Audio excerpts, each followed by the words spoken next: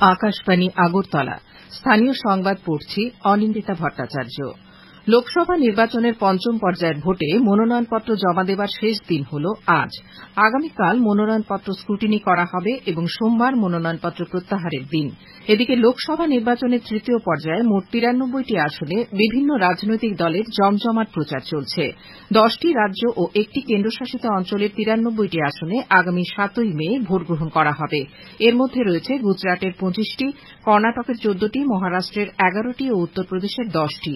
এছাড়া মধ্যপ্রদেশের 9টি আসন, ছত্তিশগড়ের 7টি, বিহারের 5টি, আসাম ও পশ্চিমবঙ্গের 4টি করে আসন, গোয়া, দাদরা ও নগর হাভেলি এবং দমন ও দিউতে 2টি করে আসনে ভোট নেওয়া হবে। বিজেপি দলের প্রবীণ নেতা ও প্রধানমন্ত্রী নরেন্দ্র মোদী আজ পশ্চিমবঙ্গের 3টি জায়গায় নির্বাচনী সমাবেশে যোগ দেবেন। শ্রী মোদী কৃষ্ণনগর, পূর্ব বর্ধমান ও বোলপুর লোকসভা অঞ্চলের জনসভায় অংশ নেবেন। শ্রী মোদী গতকাল রাতে কলকাতায় পৌঁছেছেন। পশ্চিমবঙ্গের রাজ্যপাল সিভি আনন্দ বোস রাজভবনে তাঁকে স্বাগত জানান। পশ্চিমবঙ্গের সফর শেষে তিনি ঝাড়খণ্ডে যাবেন।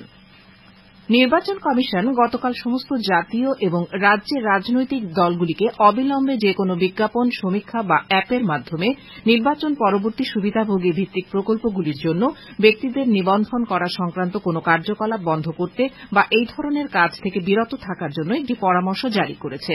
কমিশন বলেছে, নির্বাচন পরবর্তী সুবিধার জন্য নিবন্ধন করতে ভোটারদের আমন্ত্রণ জানানোর কাজটি ভোটারদের প্রলোভন দেবার পর্যায়ে পড়ে।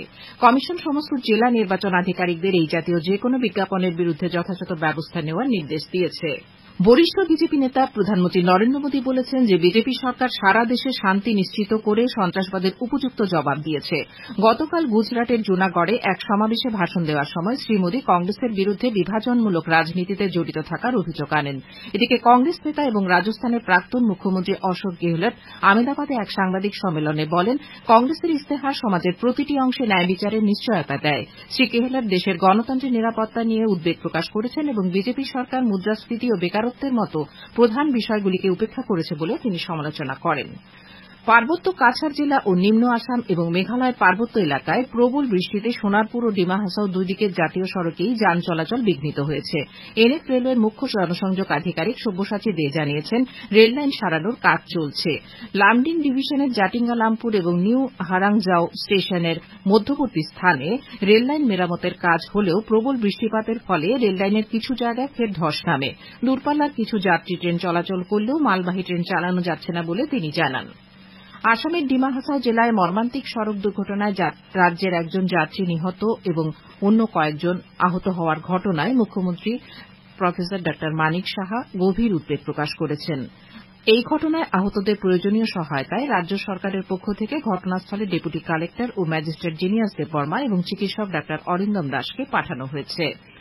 রাজ্যপাল তথা মহারাজা বীর বিক্রম বিশ্ববিদ্যালয়ের আচার্য ইন্দ্রসেনা রেড্ডি নাল্লু রক্তদানের পাশাপাশি অঙ্গদানের অঙ্গীকারে সবাইকে এগিয়ে আসার আহ্বান জানিয়েছেন।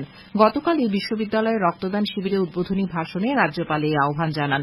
তিনি বিশ্ববিদ্যালয়ের বর্তমান কার্যক্রমে ভূয়সী প্রশংসা করেন এবং আগামী দিনে এই বিশ্ববিদ্যালয়ের আরও সাফল্য কামনা করেন।